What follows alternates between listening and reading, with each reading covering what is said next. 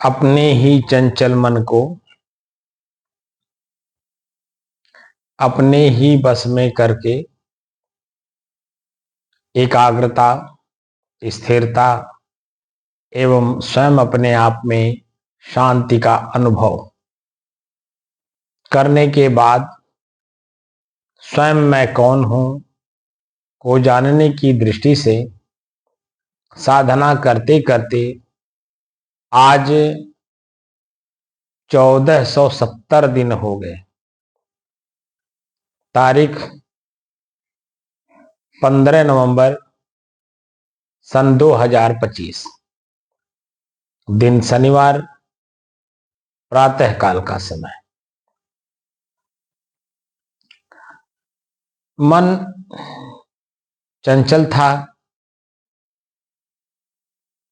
तो एकाग्र हुआ, एकाग्रता स्थिरता में बदली और वह स्थिरता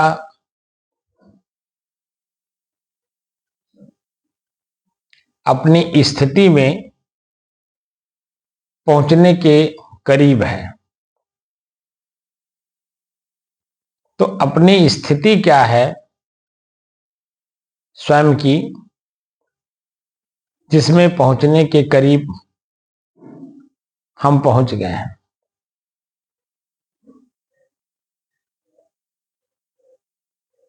तो 3 बातें पहले समझने का प्रयास करिए। 3 आदमी हैं, 3 स्थान हैं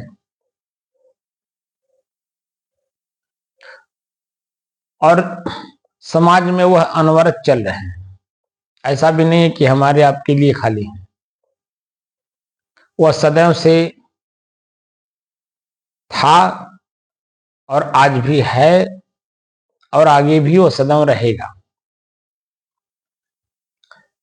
वैसे तो कई हैं, लेकिन हम समझने और समझाने के लिए मात्र 3 लोगों का उदाहरण लेकर के अपने आप को समझने का कोशिश करेंगे। जैसे आज का एक दौर चला है, उस्ताद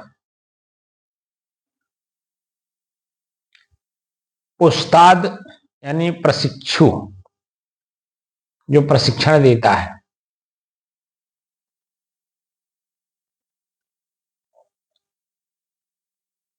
दूसरे सीनियर, जो अंग्रेजी का शब्द है, एक उर्दू का शब्द है, एक अंग्रेजी का शब्द है।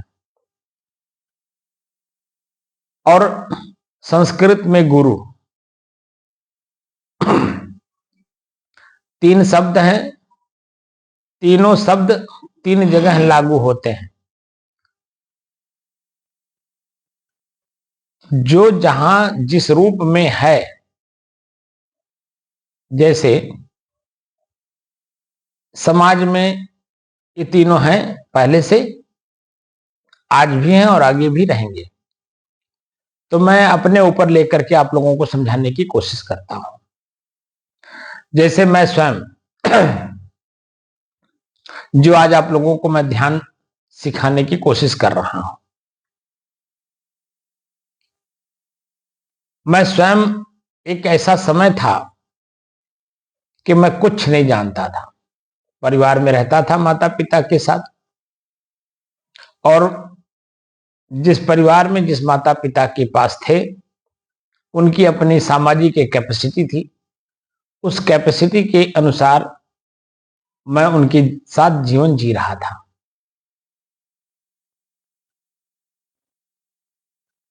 अब वो कैपेसिटी क्या है? सामाजिक, आर्थिक, जाति वाले, धन की, खेती बाड़ी की, सोना चांदी का, मतलब जो भी उनके पास एक कैपेसिटी थी, उनकी अपनी जितनी क्षमता था, उस क्षमता के अनुसार मैं भी उनके साथ रह करके जीवन यापन कर रहा था। जो सामाजिक और पारिवारिक, परिवार में जो माता पिता कहते थे बेटा पढ़ो और कुछ योग्य बनो, कुछ योग्य बनो, ताकि आपका जो जीवन है इस समाज में कुछ बेहतर रहे, कुछ आप भी करो। तो वो बात समझ में नहीं आता था, क्योंकि बचपना था, बच्चों के साथ खेलता उठता बैठता था, तो माता पिता की बात कहां समझ में आएगी।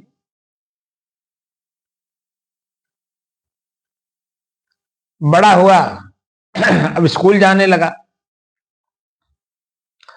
स्कूल गया तो वहां मित्र लोग मिले, क्लास कि जो मित्र होते हैं, क्लास फेलो जिसको आप लोग कहते हो। तो क्लास में, एक क्लास में 40 बच्चे पढ़ते हैं, तो सभी मित्र नहीं होते। जो आपके आसपास बैठते हैं वही आपके मित्र बन पाते हैं। जो आपके सीट से दूर हैं वो आपके मित्र नहीं बन पाते। वह अपना मित्र अपने आसपास के लोगों को बनाते हैं, अपने आसपास के विद्यार्थियों को बनाते हैं। तो जो हमारे आसपास विद्यार्थी बैठे थे, अब उनमें हमारे अपने में एक होड़ थी कि हम लोगों को पढ़ करके क्या नौकरी लेनी है। अब वह नौकरी क्या था, जो हम लोगों के समझ में आया, जो हम लोगों को बताया गया। बचपना था, कुछ समझ में तो आती बात नहीं थी। तो वो आईएएस की नौकरी लेनी, इसके नीचे नहीं लेनी, और उसी के लिए पूरा मेहनत करना है, पढ़ाई करनी है।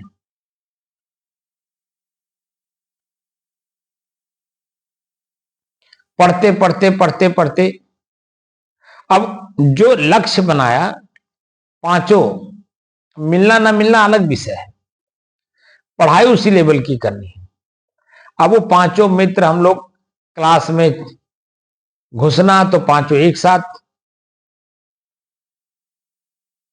स्कूल से बाहर होना यानी छुट्टी होने के बाद तो पांचों एक साथ, स्कूल में कोई कार्य अन्य करना तो पांचों एक साथ जाना। यानी कि इतना मित्रता थी कि पांचों स्कूल पीरियड में हम लोगों का एक ही लक्ष्य रहता था कि हम लोग एक साथ ही रहें, और रहते भी थे, जिसके कारण हम लोगों का नाम भी पांचों पांडव पड़ गया था। तो एक लक्ष्य हमने बनाया कि हमको नौकरी करनी है तो इस लेवल की करनी है, तो उस तरह की पढ़ाई पढ़ने लगे। और पढ़ते पढ़ते पढ़ते जब क्लास आगे बढ़ते गए, 18 साल की उम्र हुई, उस अवस्था में जो एक संत का सानिध्य मिला माता जी की वजह से, तो जो पढ़ाई करके नौकरी लेने वाला लक्ष्य था, वो लक्ष्य ही हमारा खत्म हो गया। अब ये हो गया कि मुझे साधु बनना है। 18 साल की उम्र में संत से मुलाकात होना, 2 साल जाते जाते इतना तीव्र वैराग्य हो गया संसार से कि 20 साल की अवस्था में ही मैं सन्यास मार्ग चुन लिया, सब कुछ त्याग दिया। अब आईएएस के जगह पे और भी बड़ी बड़ी नौकरियां हैं, वो सब नहीं पता, और भी बड़े बड़े पद प्रतिष्ठित जगह हैं, उसका कुछ पता नहीं था। बस खाली इतना सुना गया था कि एक आईएएस की तैयारी करने वाला बच्चा डीएम बनता है। पढ़ लिख लोगे तो, अगर योग्य रहोगे तो डीएम बन जाओगे। अब वह डीएम पद त्याग करके अब सन्यास मार्ग में आने लगा।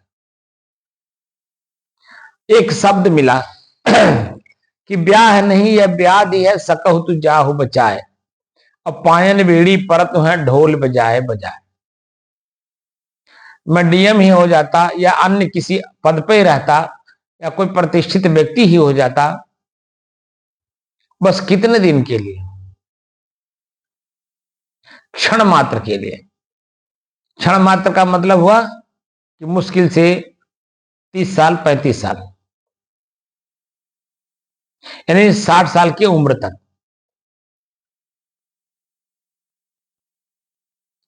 और 60 साल के बाद यही हमारा शरीर और हमारे शरीर के अंग काम नहीं करते, तो पद पे भी रहते तो भी नहीं हम कुछ कर पाते, उसका लाभ नहीं उठा पाते।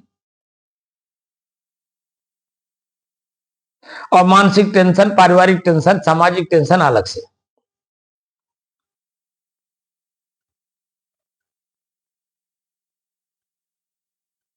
तो जब ब्याह नहीं या ब्याध या सकहु तु जाहु बचाए, अब पांजन बेड़ी परत है ढोल बजाए बजाए।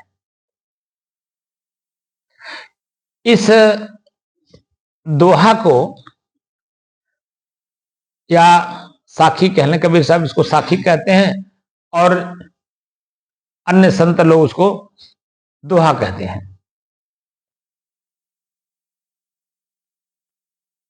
तो ये जो साखी है या दोहा, ये साफ साफ कहती है कि जो कुछ भी बनोगे सामाजिक दृष्टिकोण से, तो सिर्फ वासना को पुष्ट करोगे, मजबूत करोगे। अब वो वासना पहले से ऑलरेडी मजबूत है, आप उससे बाहर निकल ही नहीं सकते। और अगर आप निकल गए तो ये सामाजिक जो पद प्रतिष्ठा है क्षण मात्र का, इससे आप ऊपर उठ जाओगे। और जो आपको अपना पद मिलेगा वह आपका अपना पद अस्थाई रहेगा, क्योंकि नौकर बनकर के काम करना होगा, मालिक कोई और होगा, और आपको नौकर बन के काम करना पड़ेगा। भले किसी भी पद पर आप रहेंगे तो नौकर है, चाहे प्राइवेट कंपनियों के रहें या चाहे जन आप सरकार के रहेंगे नौकरी, मालिक नहीं हो सकते। और यहां स्वयं का पद स्वयं में प्राप्त करना है, अपने आप को जानना कि आखिर मैं हूं कौन।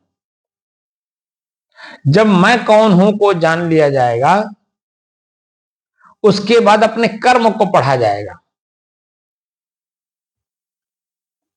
तो कर्म को जब पढ़ेंगे आप तो क्या देखेंगे, मैं अपने आप में क्या हूं ये पूर्ण रूपेण अनुभव हो गया। अब मेरे कर्म, जो मैं अनभिज्ञ था अपने आप से, अपने आप को नहीं जानता था जब, तो यही आंख से गलती करता था और यही आंख हमसे गलती करवाता था और हम समझ नहीं पाते थे। यही कान से हम गलती करते थे, ये कान हमसे गलती करवाता था, हम नहीं समझ पाते थे। ये जीभ, ये नाक, ये हाथ, ये पैर, ये लिंग हमसे ही गलती करवाते हैं और हम इसी से गलती करते रहते हैं और मजबूत करते रहते हैं, क्योंकि ये गलतियों का ही प्रतिफल है। आंख भी गलती का प्रतिफल है, कान भी गलती का ही प्रतिफल है, और सबसे बड़ा गलती का प्रतिफल है आपका लिंग, जिसको वासना कहते हैं, बसा हुआ है, अस्थाई रूप से आपके साथ है। अब उसके अस्थायित्व को तोड़ना है। एक बात बताइए, आप अपने घर में किसी को किराएदार बसा लीजिए और वो किराएदार 1 साल से ज्यादा रह ले, यानी 10 साल तक, उसके बाद अपने किराएदार को आप निकालिए, क्या निकलेगा? इतना आसान नहीं है कि आप किराएदार को निकाल दीजिए। तब आपको एक बार मेहनत करना पड़ेगा, अपने ही घर में से अपने ही किराएदार को निकालने के लिए आपको उसके साथ दुश्मनी का व्यवहार करना पड़ेगा, तब वो निकलेगा। बिना दुश्मनी व्यवहार किए आप उससे कहिए कि वो आपके घर से निकल जाए तो संभव नहीं है। वो आपको कष्ट और पीड़ा दे के जाएगा और आपको भी उसे कष्ट और पीड़ा दे करके ही घर से बाहर निकालना पड़ेगा। तो जो आपके साथ 10 साल नहीं, 10 जन्म नहीं, कई जन्मों से, आप कह नहीं सकते कि किस जन्म से ही इसको मैं बसाया हूं। पीछे अनंत शब्द का प्रयोग कर सकते हैं। अनंत काल से, अनंत जन्मों से मैं अपने घर में किराएदार बसा रखा हूं। तो बताइए, अनंत जन्मों से जो आपके घर में किराएदार हो, वो इतना आसान है कि वो आपको छोड़ करके चला जाए? वो आपका परम मित्र बन गया है किराएदार। अब वो परम मित्र मन करके सलाह देता है, और सलाह देने वाला कोई जरूरी है कि हमारे अनुकूल सामाजिकता का देखते हुए, पारिवारिक स्थिति को देखते हुए सही सलाह देगा?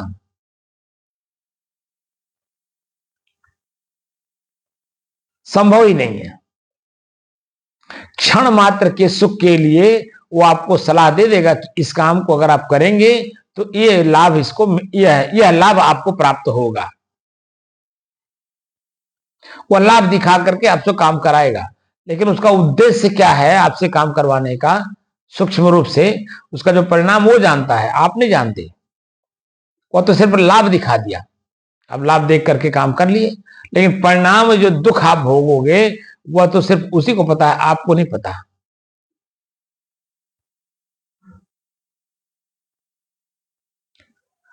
तो दुख भोगने के लिए आज तक हमने काम किया, अब क्या हम दुख नहीं सुख चाहते हैं? और वह भी क्षणिक सुख नहीं चाहते, अस्थाई सुख चाहते हैं जो सदैव मेरे साथ रहे।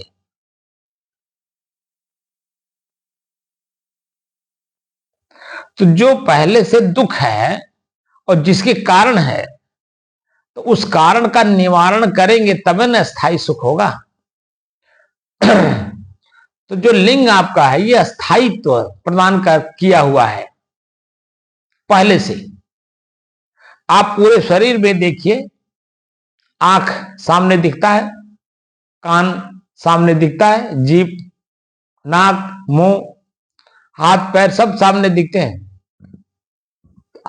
और जो सामने हो काम करे तो समझ में आता है।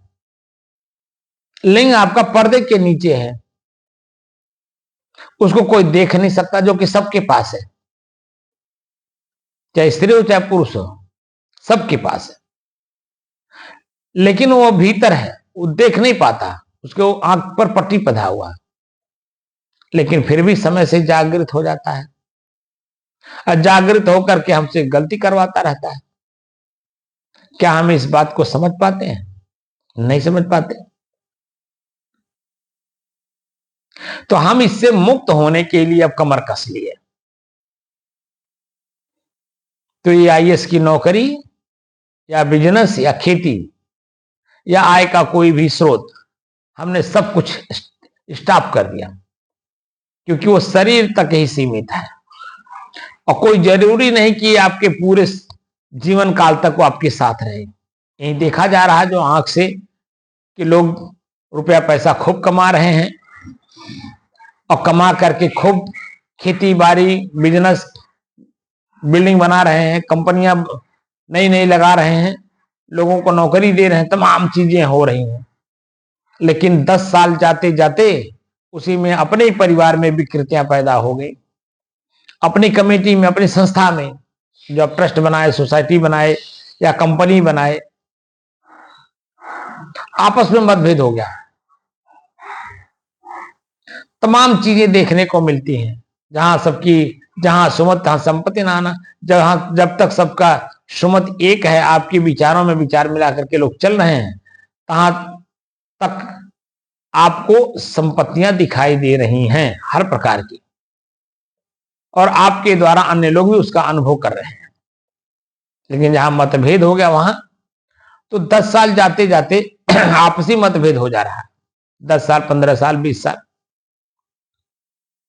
पता चला कि वह संस्था धीरे धीरे धीरे धीरे डैमेज होने लगी। जैसे उदाहरण ले लीजिए, जब तक धीरू भाई अंबानी थे, उनके बच्चे उनके अधीन थे और सारी संपत्तियां एक जगह दिखाई देती थी, रिलायंस इंडस्ट्रीज। और जैसे धीरू भाई अंबानी का शरीर पूरा हुआ, अब दो पुत्र, उसी संपत्ति में दो फाड़ हो गया, दो भाग हो गया। एक बेटा उसी जियो से, उसी रिलायंस से कई कंपनियां खोल दिया। अब उसी में जियो भी एक विभाग बना दिया, जो मोबाइल की दुनिया में। अब वह दिन दूना रात चौगुना अपना लक्ष्य पूरा कर रहा है। वहीं एक दूसरा बेटा मुसीबत में फंसा हुआ है, प्रत्यक्षम किम परमाणु। वहीं आप ले लीजिए बड़े बड़े जो हस्तियां हैं, सहारा श्री सुब्रत राय को ले लीजिए। एक अवस्था ऐसी थी, वो चढ़ रहे थे, मात्र 2000 रुपए से गोरखपुर से उन्होंने इंश्योरेंस कंपनी के माध्यम से चले। इंश्योरेंस कहते ये LIC वगैरह जो करते हैं, 2000 रुपए से उन्होंने स्टार्ट किया था और इतनी संपत्तियां उनके पास हो गई कि उनकी एयरवेज चलते थे। अब इससे बड़ा और क्या बताऊं।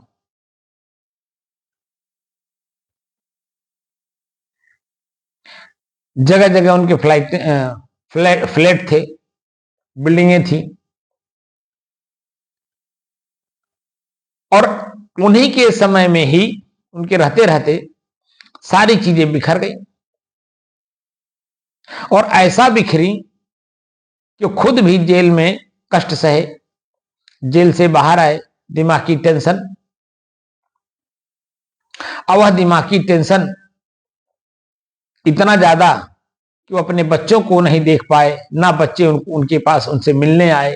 इतना अपार कष्ट, जिन बच्चों के लिए उन्होंने क्या क्या नहीं किया होगा, और वही बच्चे उनसे मिलने नहीं आए, उनको देखने तक नहीं आए। वही पत्नी, जिस पत्नी के साथ 7 फेरे लिए थे, 7 जन्म जीने मरने के कसम खाए थे, वो पत्नी उनसे मिलने नहीं आई। इसी भारत के संभ्रांत लोग जो उनके आगे पीछे घूमते थे, या जिनके आगे पीछे वो घूमते थे, कोई मिलने नहीं आया। अंत में शरीर उन्होंने छोड़ा, पीड़ादायक। तो उस संपत्ति से, उस धन से, उस वैभव से क्या मतलब है। हमको ये बात समझ में आ गई। बस हमने उस साखी को चरितार्थ करना शुरू किया कि ब्याह नहीं है, ब्याधि है, सकहु तु जाहु बचाए। तो जो सकहु तु जाहु बचाए वाला शब्द है, अब बचने का उपाय मैं ढूंढना शुरू किया। मार्गदर्शक के रूप में संत जी हमको जो भी बताए, गुरु जी ने उनका अनुसरण किया और मैं बचना शुरू किया। संजोग से पिताजी हमारे शादी कर चुके थे, सेकंड मैरिज नहीं आया था। हम लोगों के यहाँ शादी में लड़की घर नहीं आती है, उस साल भर बाद, 2 साल बाद, या 2 साल भर बाद, या तीसरे साल, या 5वें साल, या 7वें साल, मतलब जैसा उम्र, जिस उम्र में आप शादी करते हैं, उम्र के हिसाब से फिर उधर समय बढ़ता है। तो हमारा 18 साल में शादी हुआ था, 18 या 18.5, और 19 साढ़े 19 साल में मैं त्याग पत्र दे दिया। अब त्याग पत्र दिया तो 3 साल तक पंचायत चली, लेकिन उस पंचायत में मैं दृढ़ था। किसी के भी बात का मैं कोई जवाब नहीं देता था, क्योंकि मुझे बचना था। अगर बचना ना होता, अगर मैं जवाब दे देता तो वो बच नहीं पाता। एकदम मूर्ख बन करके निकलना पड़ा। और जब मैं निकल गया, मार्गदर्शक हमारे जो गुरु जी थे उनके अनुसार, तो सारे झंझटों से मैं मुक्त हो गया। और मैं आज सन 90 से लेकर के और अब तक 2025 चल रहा है। अब जोड़ लीजिए, 25 साल तो इधर हो गया, 10 साल उधर, 35 साल, लगभग 34-35 साल मुझे संत समाज में आए हो गया। और जो आनंद की अनुभूति मैं करता हूं, भले नमक रोटी खाता हूं, बासी रोटी खा लेता हूं, लेकिन जो आनंद की अनुभूति मानसिक रूप से मैं अनुभव कर रहा हूं, शायद कोई करता हो।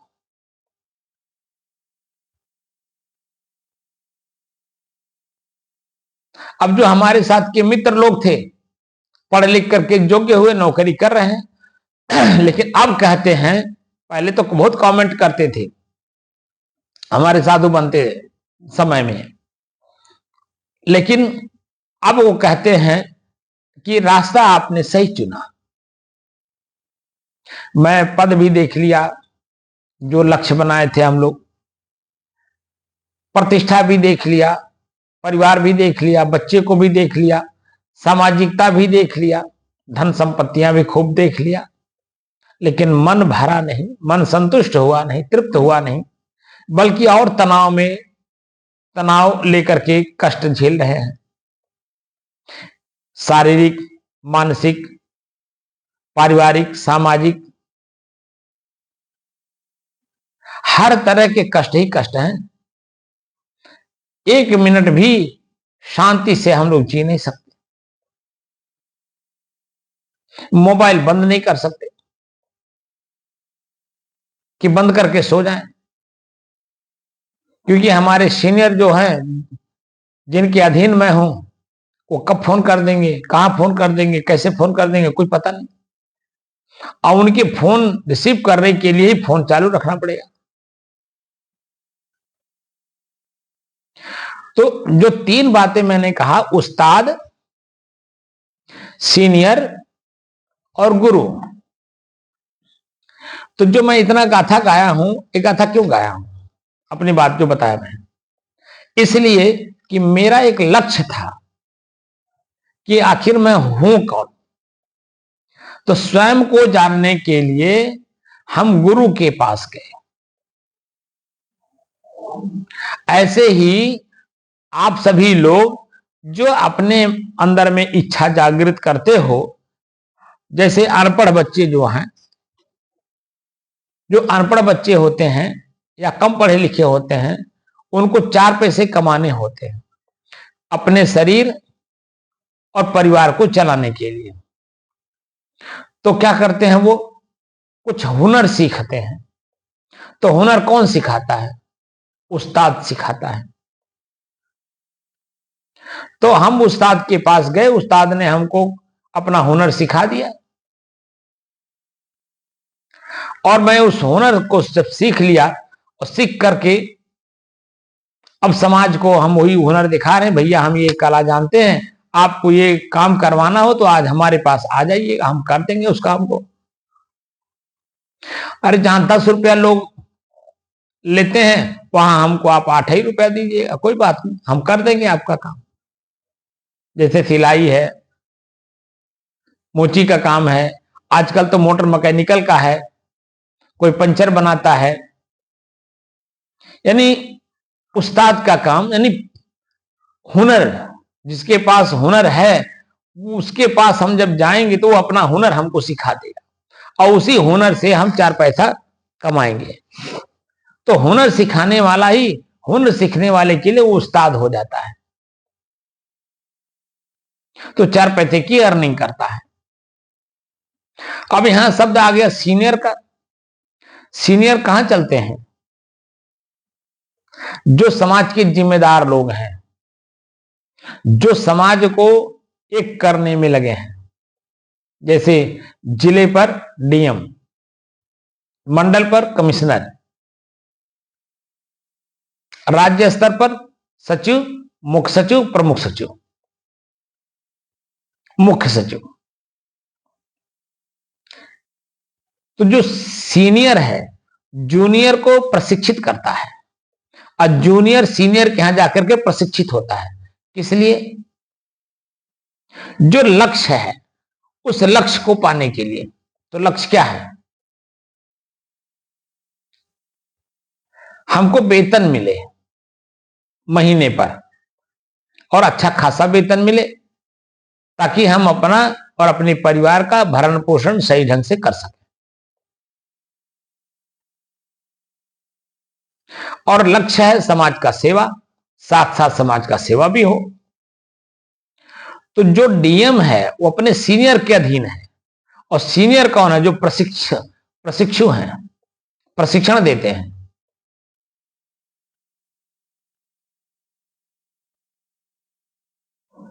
तो जूनियर यानी सीनियर जूनियर को प्रशिक्षित करता है, तो जूनियर डीएम है, प्रशिक्षण वो ट्रेनिंग कैंप में जाके लेता है।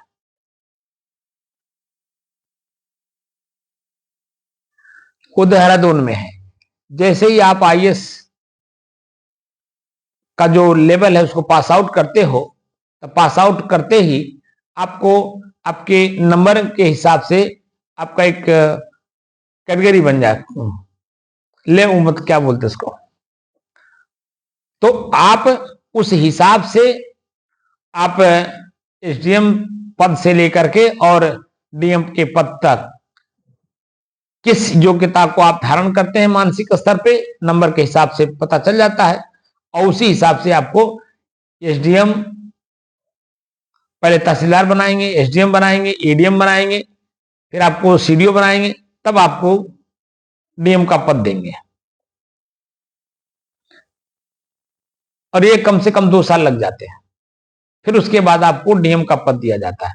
तो आपको जगह जगह जो भी आप काम करने के लिए तैयार होते हैं, मतलब सरकार आपको काम कार्यभार संभालती है, तो कार्यभार संभालने से पहले आपको सीनियर के साथ बैठा करके आपको उस कार्य के प्रति प्रशिक्षण दिलाई जाती है कि उस काम को कैसे करेंगे आप।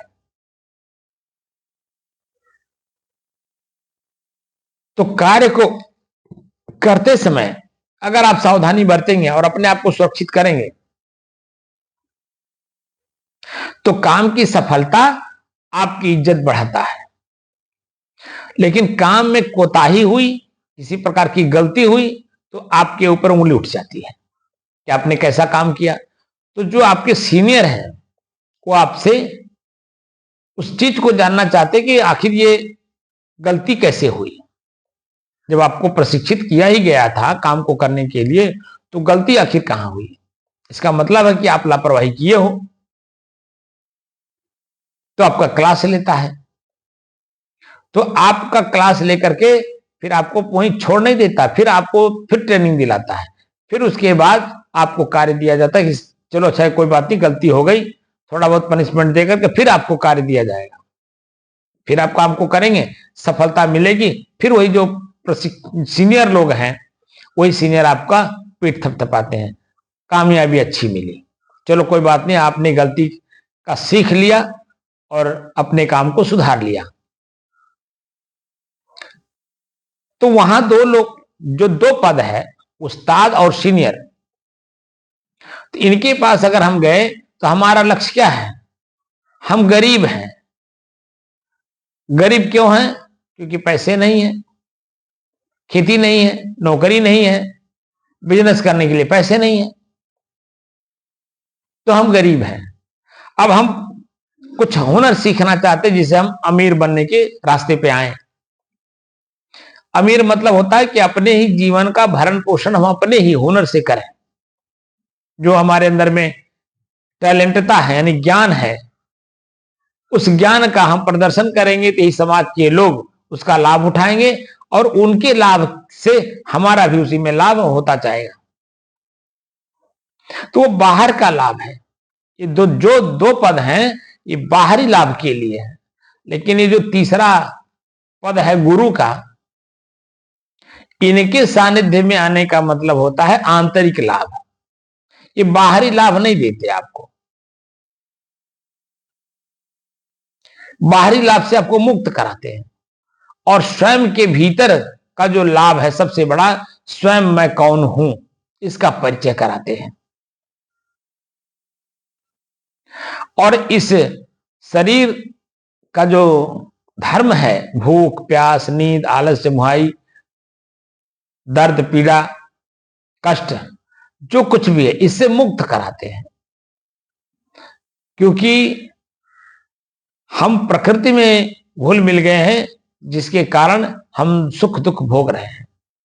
अब हम प्रकृति से अलग होना चाहते हैं। तो अलग होना चाहते हैं तो अपने आप को ही अलग होने के लिए प्रशिक्षित होना पड़ता है।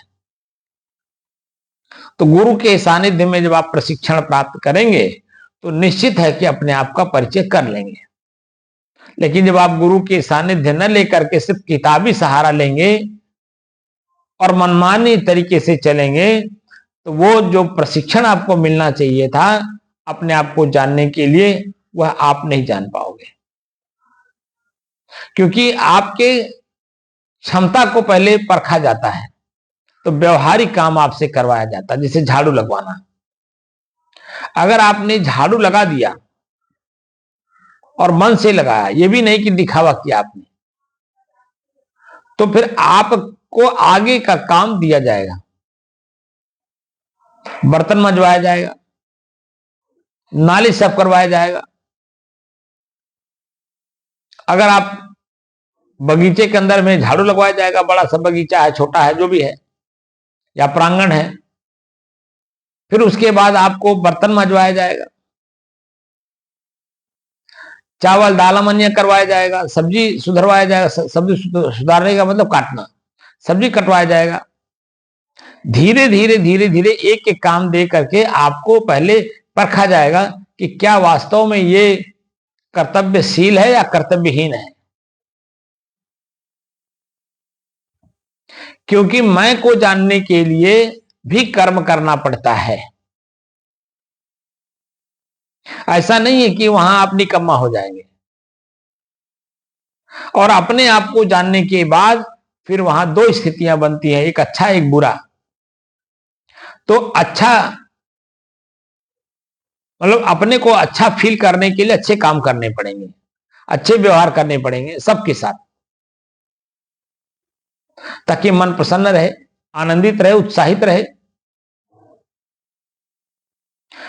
और वही उत्साह उमंग आपको अपने तक ले जाता है। इसीलिए अपने जब मैं शरीर में हूं तो शरीर का जो धर्म है, भूख प्यास ठंडी गर्मी मान अपमान, तो इसको सहन करवाया जाता है। और धीरे धीरे अपने ही शरीर के अंगों का जो क्रिया है, जैसे ठंडी लगेगा शरीर को तो क्रिया हो रही है, तो अब उससे क्रिया से मुक्त होना है, यानी ठंडी से मुक्त होना है, तो उसके लिए हमें स्वेटर चाहिए, चादर चाहिए, रजाई चाहिए, कंबल चाहिए। तो कहां से आएगा? तो उसके लिए आपको स्वयं श्रम करना होगा। अपने शरीर में जो कुछ भी हमें महसूस हो रहा है उसके लिए उद्यम हमें स्वयं ही करना है, न कि किसी के ऊपर डिपेंड होना है। हमारा काम कोई और कर दे तो कोई कर तो देगा, ठीक है, अच्छी बात है, आप चाहते हैं तो हो भी जाएगा, बिना चाहने से होता नहीं व्यवहार में भी। लेकिन क्या उसे उसका पारिश्रमिक देने की क्षमता है आपके पास? जैसे हम साधु हो गए, तो साधु हो गए मतलब क्या, आध्यात्मिक विद्यार्थी हो गए। अब हम अध्यात्म के विद्यार्थी हैं तो यहां पर त्याग चलता है, त्याग वैराग्य का अनुसरण त्याग मार्ग में होता है। अब हमें त्याग करना है, संग्रह कुछ करना है नहीं। तो जब त्याग ही त्याग करना है तो ये जो शरीर है, अब शरीर में भूख भी लग रहा है, प्यास भी लग रहा है, ठंडी गर्मी भी महसूस हो रहा है, बरसात से बचने के लिए छत भी चाहिए।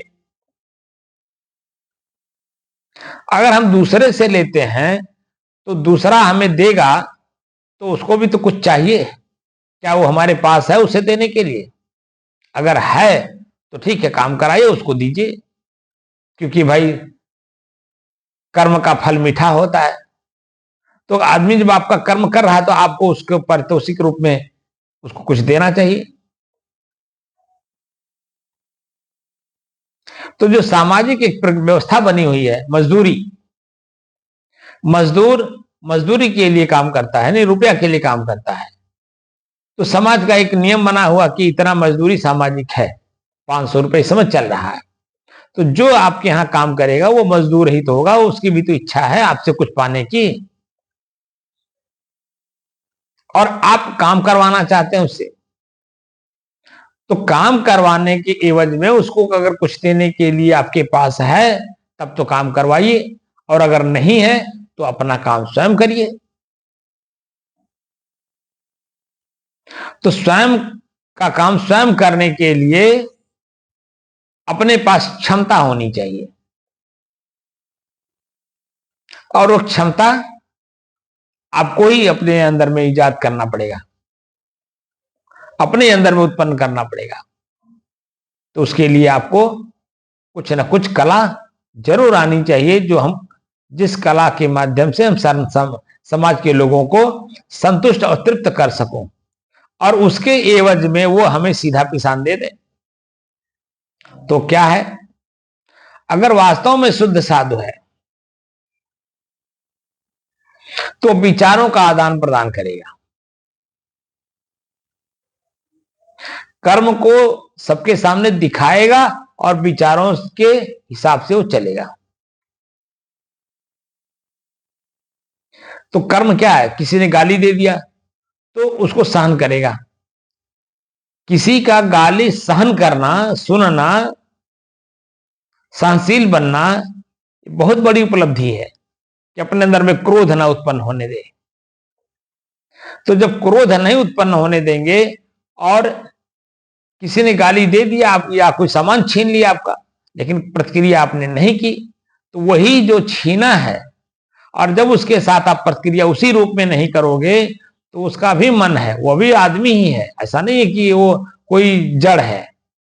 तो उसका मन पिघलता है, देखो भाई उनके साथ मैं गलती कर दिया लेकिन वह मेरे साथ गलती नहीं किए, तो उसका मन पिघलता है, तो नम्र बनता है। तो वही आपके साथ फिर एक अच्छे के रूप में व्यवहार करता है। नहीं भाई वो तो साधु हैं, उनके साथ दुर्व्यवहार करना ठीक नहीं है। लेकिन जब आप त्याग मार्ग में रहेंगे तब तो वह अनुसरण करेगा और आपकी सेवा भी करेगा, और वही लोग आपसे समाज से कहेंगे भाई वो तो साधु है, वो तो अच्छे आदमी है। साधु का मतलब अच्छा आदमी, और नहीं भी है तो अच्छा आदमी बनने के लिए ही साधु बना जाता है। जो हमारे अंदर में बुराइयां हैं उन बुराइयों को त्याग करने के लिए ही एक समाज इस समाज ने बनाया है, समाज ने ही समाज बनाया है। अब जैसे डिपार्टमेंट पुलिस का है तो समाज ने ही समाज को बनाया है, पुलिस डिपार्टमेंट, क्योंकि दुष्टों से बचाने के लिए, समाज को, अच्छे लोगों को बुरों लोगों से बचाने के लिए डिपार्टमेंट बना रखा है। ऐसे ही साधु समाज भी एक डिपार्टमेंट है और समाज नहीं बनाया है, कोई अलग नहीं बनाया, हम भी समाज के ही आदमी हैं। हम इस रास्ते को चुने, तो इस रास्ते को चुने तो समाज का एक प्रक्रिया है उस रास्ते को चलने के लिए, उस रास्ते पे चलने वाले के लिए समाज एक किस दृष्टि से देखता है, यह उस चलने वाले के ऊपर महसूस होता है कि मैं चला तो समाज हमारे साथ कैसा व्यवहार कर रहा है। तो जब आप साधु हो, वास्तव में त्याग का रास्ता अपनाए हो, अब वैराग मार्ग में चल रहे हो, तो ना किसी से दोस्ती कर रहे हो ना किसी से दुश्मनी कर रहे हो, अपने आप को जानने में लगे हुए हो। तो मैं कौन हूं इसका परिचय कराते हैं गुरु, और धन संपत्तियां बाहरी लक्ष्य पूरा कराते हैं उस्ताद और सीनियर। क्या हमारी बात को समझ में आया? क्यों रमोतर बाबू, कुछ बात समझ में आई?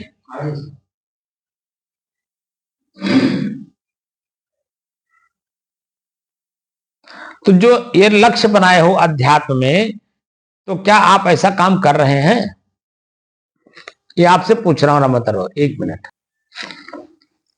अब आप बताइए कि आप तो मैच्योर हो समाज की दृष्टि से, आप जब बचपन में थे तो गरीब रहे होंगे, तो नौकरी किए, तो 4 पैसे की अर्निंग आपने कर ली, अपने शरीर का, अपने परिवार का, अपने समाज का आपने सुचारू रूप से व्यवस्था देते हुए उन्हें यहां तक ले आए आप। तो क्या आप उससे संतुष्ट हो गए, तृप्त हो गए? क्या वह आप लोग वह जो आपके साथी संगाती हैं वो आपको कष्ट नहीं देते हैं? अब जो आपका शरीर है वो आपको कष्ट नहीं देता है? मान लीजिए रुपया मिल गया आपको, कम से कम 40,000 रुपया आपको मंथली पेंशन मिलता होगा, क्यों जी? ठीक है जी। तो आज के समय में जो बच्चे नौकरी नहीं पा रहे हैं, तो नौकरी कर रहे हैं 10,000 पे, 15,000 पे, 20,000 पे, ठीक है। और जो हुनर वाले बच्चे हैं, इनको कुछ कला आती है काम करने की, वो 30,000 40,000 भी कमा रहे हैं। जो बच्चे कम पढ़े लिखे हैं उनकी बात हो रही है। जो पढ़े लिखे हैं, जो योग्य हैं, जो टेक्निकल चीजें जानते हैं, तो कंप्यूटर पे काम करना होता है, तो वो 1-1 लाख 1.5 लाख रुपया भी महीना कमा रहे हैं। तो उनकी बात नहीं हो रही। जो अनट्रेंड लोग हैं, जो कमजोर लोग हैं, वो 10,000 20,000 50,000 में 10,000 में और 20,000 में वो कैसे अपना परिवार चलाते होंगे, आप बताइए। कष्ट होगा बहुत। कष्ट है ना आज के समय, क्योंकि महंगाई खूब है। और जब महंगाई है तो 20,000 में भी 4 परिवार नहीं चल पा रहा, नहीं चल पाएगा था। और आप 40,000 में भी नहीं चला पा रहे होंगे जी। क्योंकि 2 बेटे हैं, 2 बहुएं हैं, 4 तो ही हो गए। अब उनके बच्चे जी। और बच्चों के भी बच्चे अब कुछ लोगों के हो गए होंगे। तो अब सबके उस 40,000 रुपए में आप नहीं चला पा रहे हैं, तो मन कष्टित है कि नहीं है? है, पूरा कष्टित। तो जो चीजें हम प्राप्त किए समाज में, उससे तो हम उबरने के लिए व्यवहार किए ना जी। तो जो व्यवहार हम किए लाभ कमाने के लिए, उस लाभ में लाभ क्या मिलना चाहिए था कि हम जो काम कर रहे हैं हमको फिर चिंता ना करना पड़े। और उस काम में कितना चिंता है, और चिंता बढ़ती जा रही है, चिंता बढ़ती जा रही है। हम जितने पैसे कमा रहे हैं उतना ज्यादा चिंता बढ़ रही है। बात समझ रहे हैं? जी। तो चिंता जो बढ़ रही है और धन के चक्कर में, अब बता दीजिए क्या वो अस्थाई है? नहीं, अस्थाई बिल्कुल नहीं है। लेकिन दुख तो आप अस्थाई कर रहे हैं कि नहीं कर रहे? दुख तो अपार दे रहा है। नहीं, अस्थाई कर रहे हैं जी, अस्थाई दुख हो रहा है, क्योंकि फिर दोबारा शरीर धारण करेंगे जी। क्योंकि शरीर न धारण करने वाला प्रक्रिया तो किसी ने अपनाया नहीं। जी, यही दिक्कत है। और इस शरीर को ही हम ये मान के चल रहे हैं कि शरीर के पहले हम नहीं थे और इस शरीर के बाद हम नहीं रहेंगे, बस वर्तमान में है, वर्तमान को ही जियो। और ये भाषा जब हो जाने से शरीर निर्वाह के लिए जो अच्छे लोग हैं वो कर्म तो कर रहे हैं, लेकिन शरीर ही तक सीमित है। जी सर। और ये नहीं जान रहे हैं कि आगे भी हमें रहना है, इस शरीर को छोड़ करके आगे भी शरीर में रहना है। तो दुख मिटाए नहीं बल्कि दुख को और पुष्ट कर दिया और मजबूत कर लिए चिंता कर करके। बात समझ रहे हैं? जी जी। तो जब मान लीजिए बिल्डिंग बना लिया आपने, जितना आपने चाहा, क्या उस बिल्डिंग से संतुष्टि मिल गई कि वो गिरेगा नहीं, कि वो हमारे साथ अब अस्थाई रहेगा? जब भी मैं जन्म लूंगा तभी इसी बिल्डिंग में आकर के मैं रहूंगा। लेकिन उसकी प्रक्रिया है। क्या प्रक्रिया है? कि कोई भी इंजीनियर बिल्डिंग बनाता है तो बिल्डिंग का उम्र बताता है कि यह इतने उम्र तक रहेगा, इतने साल तक। तो जो बिल्डिंग जिस तरह से बनी है, कोई 40 साल, कोई 100 साल, कोई 200 साल, अब मुश्किल से कोई अगर आप और मजबूती के साथ बनाए तो 1000 साल। आप समझ रहे हैं? तो उसके बाद क्या होगा? उसके बाद वो गिरेगा कि नहीं गिरेगा? जी, गिरेगा। तो फिर उसमें अस्थायित्व तो कहां है? हमारे रहते रहते ही हमारे बनाया हुआ मकान गिर रहा है। जी। अभी हम 50 साल के हुए, 53 साल के, मैंने हमारा शरीर 53 साल का हुआ, और मैं बचपन में जो मकान बनाया था 40 साल 45 साल का हो गया, वही जन्म धीरे धीरे धीरे गिर रहा है। अब बता दीजिए तो उसमें अस्थायित्व तो कहां था? लेकिन जिस समय में बना रहे थे उस समय में उमंग था कि मैं घर बनवा रहा हूं और इसमें मैं अस्थायी रूप से वृद्धावस्था तक यानी मरने तक मैं इसी में रहूंगा। मकान बनाया, वहां रह नहीं पाया, पता चला गांव छोड़ करके आपको बाहर जाना है कमाने के लिए। बाहर गए, कमाए, वहां भी मकान बनाए, पता चला वो अभी जन्म छोड़ना भी पड़ा, बेचना भी पड़ा। तो कौन सी ऐसी चीज है जो अस्थायित्व प्रदान करता है? हमको उसको खोज करना है। ये अध्यात्म उसी का परिचय कराता है जो अस्थाई चीज है। तो अस्थाई क्या है? प्रकृति में अस्थाई तो है नहीं, कुछ भी कर लो। जो आपका शरीर है, ये शरीर ही आपका अस्थाई नहीं है, स्थिर नहीं है। जब स्थिर नहीं है तो अस्थायित्व तो कैसे प्रदान करेगा? सुबह जगे तो कैसा इसका अवस्था था, चेतना में जब आए, चेतना में आने के बाद जब आप चलने फिरने लगे तो आपका शरीर का क्या स्थिति रहा, बचपन से लेकर के अब तक शरीर का क्या स्थिति बन रही है? वही स्थिति, वही शरीर जो पहले छटकता था गेंदा की तरह, कूदता था, फांदता था, आज वही जन्म में चलने में दिक्कत कर रहा है। गठिया वायु पकड़ लिया है, कमर पकड़ लिया है, दर्द कर रहा है, शरीर भारी हो गया। मैं इसी में हूं और यही सब चीजें देख रहा हूं। तो अस्थाई है क्या? अस्थाई कुछ है? अस्थाई अगर है तो आप स्वयं हैं और स्वयं अपने आप की खोज कोई कर नहीं रहा है। आपका जो लक्ष्य है मोक्ष, ठीक है, तो मोक्ष मिल जाने के बाद भी फिर वापस आना पड़ता कचरे में। आपको पता है कि नहीं है? ना। क्योंकि काम ढंग का करते नहीं ना। काम करते तो बात समझ में आता, काम तो करते नहीं हो। यहां न पढ़ने लिखने की जरूरत है ज्यादा बाहरी, और न बाहरी धन और संपत्ति, न बाहरी परिवार और समाज की बहुत चीजें की जरूरत है। यहां सबको त्यागे बिना ये कहिए कि मैं अपने आप को जान लूं, तो ये संभव नहीं है। मैं खुद समय समय से जहां रहता हूं वहीं मैं वर्तमान रहता हूं। आपको बताऊं, मैं जब गुरु जी के पास आया तो गुरु जी की बात मानता था, और जब मैं हरिद्वार गया तो जिसके द्वारा पढ़ना था उनकी बात, और जिनके पास मुझे रह करके पढ़ना था उनकी बात। तो वर्तमान में ऐसा लगता था, जिनके पास मैं रह के पढ़ रहा था वो संत जी, उनको लगता था कि ये अब मेरा शिष्य बन जाए तो अच्छा है, जो मेरी संपत्ति है ये ले ले। और 3 साल में उनके साथ था, 3 साल नहीं 2.5 साल। तो उतने देर में उनको ये लगा कि ये मुझे छोड़ के नहीं जाएगा, तो अपनी पूरी संपत्ति उन्होंने मेरे और एक उन्हीं के और शिष्य थे बूढ़े बाबा, दोनों के नाम वसीयत कर दिया, जो कि मैं आपको बताया भी था जी। ठीक है। अब उनको ये लग रहा है कि अब ये मुझे छोड़ के नहीं जाएगा, क्योंकि मैं इसके नाम से वसीयत कर दिया और इसके दिमाग में डाल दिया कि ये संपत्ति इसी की है, अब इसका सुरक्षा देख रेख घटाना बढ़ाना भी खुद करे। और मैं तो लगा हुआ था पढ़ने में, और प्रेजेंट में मैं जहां रहता था वही काम करता था। और जब मेरी पढ़ाई पूरी हो गई, एक दिन की घटना है कि महाराज जी ने कहा कि हमारी आपकी पंचायत होगी। हमने कहा किस बात की पंचायत भाई? ये संपत्ति आपकी है, बचपन से लेकर के और अब तक इस 65 साल की उम्र तक आप उसी में अपना पूरा योगदान दिए हो, तो जिसको दोगे वही तो लेगा, और नहीं दोगे तो नहीं लेगा। तो हमारे आपके बीच में पंचायत किस बात की है? ये संपत्ति आपकी है, आप जिसको देना चाहो दे दो, हमको नहीं चाहिए। बस उसी दिन झोला उठाया और चल दिया, 1 मिनट की भी देरी नहीं लगाया।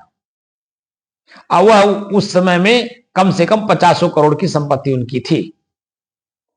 अगर मेरे अंदर में बाहरी लक्ष्य रहा होता तो मेरे अंदर में बड़ा खुशी होती, महाराज जी ने तो हमको 50 करोड़ की संपत्ति दे दी, अब तो भोगो उसको जितना भोग पाओ। लेकिन वह तो मुझे दिखाई देता नहीं था। मुझे तो दिखाई देता था कि मैं साधु क्यों बना हूं, क्योंकि मैं आज 35 साल मुझे साधु बने हो गया, आज भी मैं अपने आप से प्रश्न करता हूं दिन में 10 बार कि मैं जो ये रास्ता पकड़ा हूं वैराग्य का, वैराग्यवान बनने के लिए रास्ता चुना हो त्याग का, क्या मैं उस पर हूं या नहीं। आज भी अपने आप से प्रश्न करता हूं दिन में 10 बार। और मरना मैं मर गया हूं, ये बात को मैं बार बार सोचता हूं।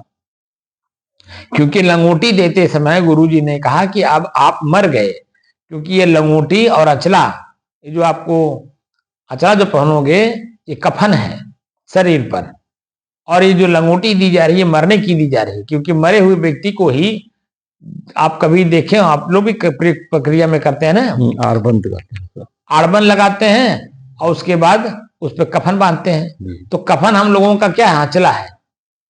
भाषा थोड़ी बदल दी गई ताकि थोड़ा अच्छा लगे समाज को, क्योंकि समाज के लोग सही बात को बुरा मानते हैं और जो बुरा है उसको सही मानते हैं। तो उनके समझने समझाने के लिए हम लोग कहते हैं भाई अचला पहने हैं, ये नहीं कहते कफन पहने हैं।